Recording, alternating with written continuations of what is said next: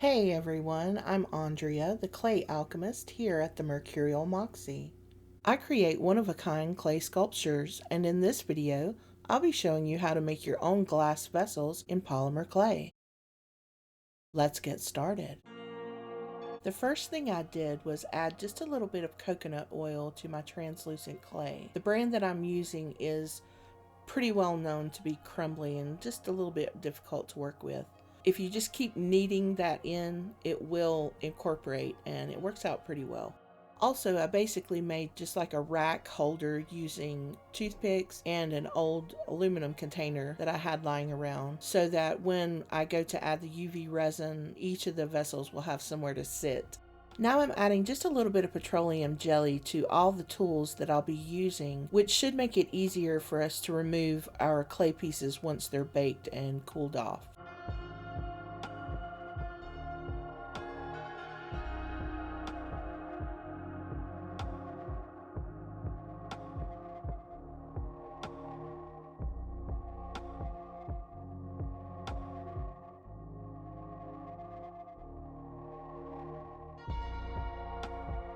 Here you see me using the end of an old paintbrush as the form for my test tube vessels. It works out pretty well.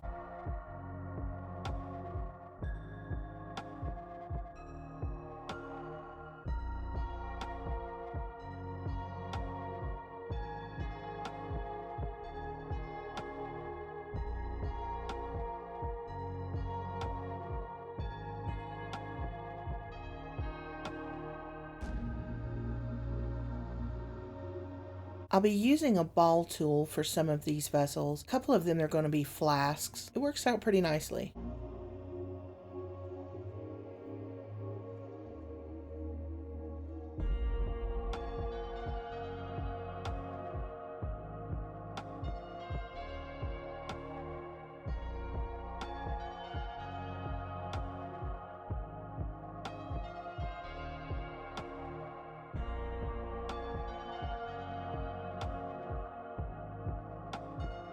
Make sure that you add just a little bit of petroleum jelly to the bottom of your dowel so that the base of your vessel won't stick.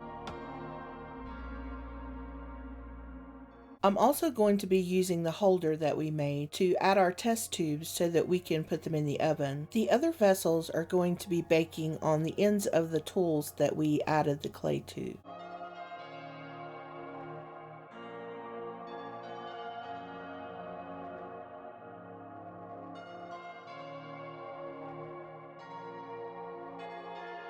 I'm not worried about adding these tools to the oven because polymer clay cooks on a very low setting. Now it's time to remove our glass vessels from our tools.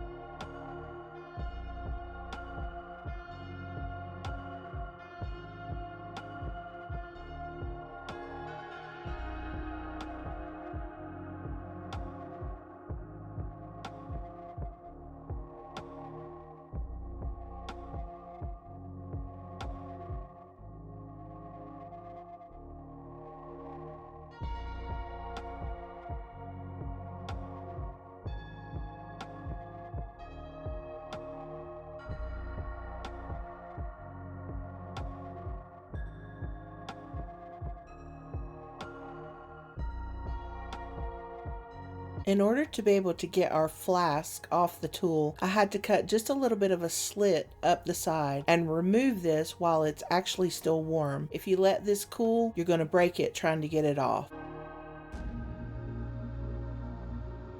Also, if you push it together just a little bit while it's still warm, it will actually seal back up pretty nicely. And this one I let it get just a little bit cooler and I didn't push that together. However, I will fix that later with UV resin.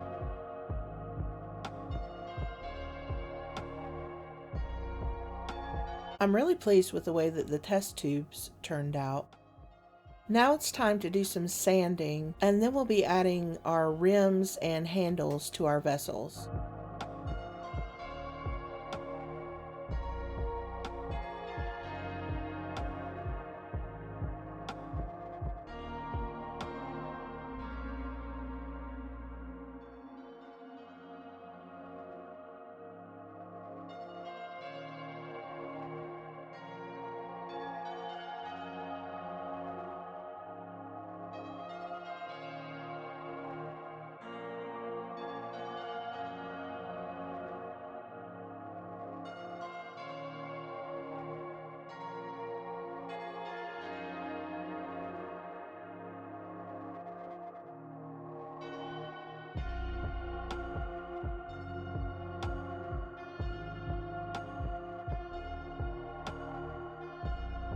Now I'm using my needle tool to make the neck of the bottle. I will say this part is a little tedious. You have to go back and forth with trying to stretch the neck of the bottle out to match the sides, and also pulling the length of the neck out. It takes a very slight hand or you'll end up mashing what you've done.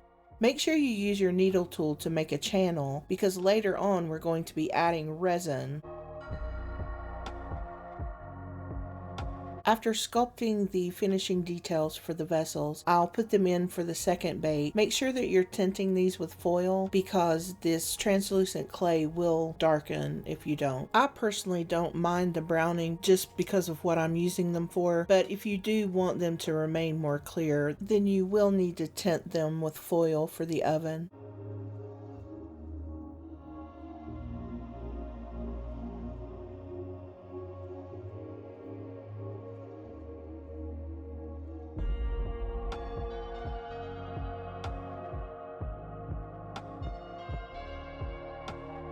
As you can see, the line closed up nicely for this one, and the other one you can see it's still open, but when we cover those with resin, those lines will disappear.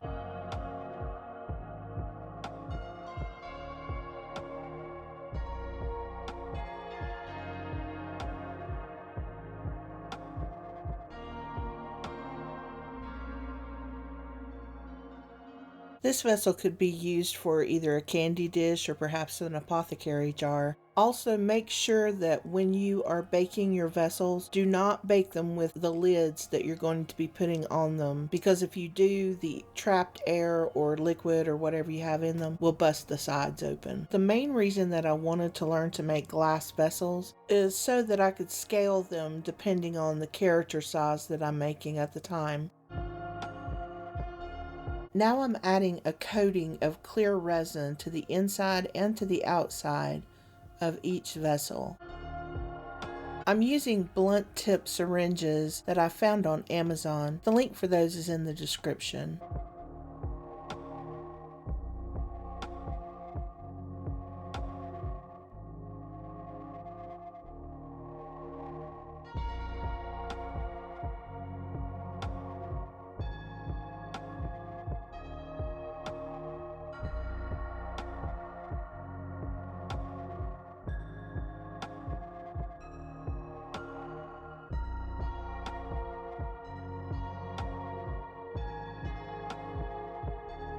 Now it's time to add color to the resin so that we can add color to our vessels. I used acrylic paint and colored mica powders.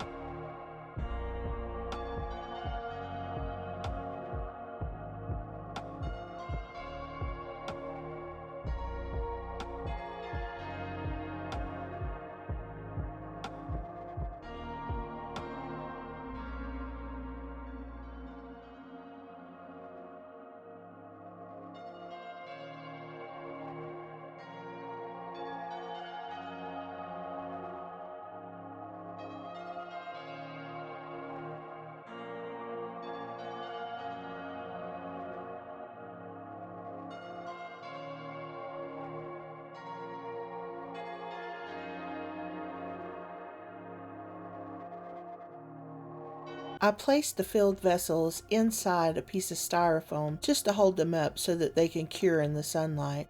I sculpted a little heart to go in my vessel. I'm turning this one into a specimen jar.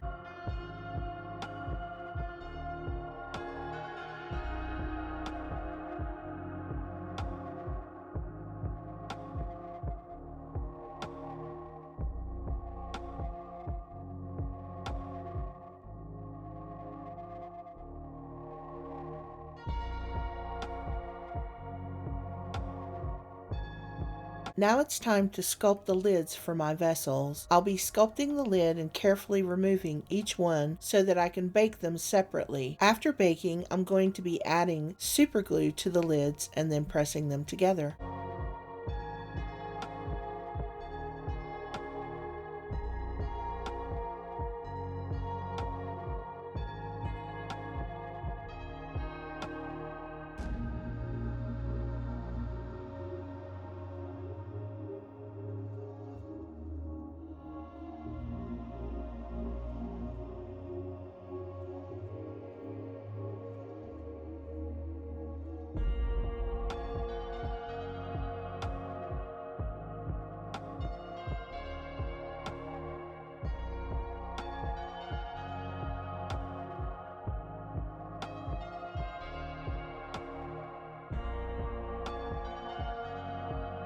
This is a completed vessel that was used in a project. If you would like to see more tutorials like this one, give the video a thumbs up and subscribe to the channel. Also, if you're interested in any of the materials or tools that were used during this tutorial, check out the links in the description below. Thanks for watching. See you next time.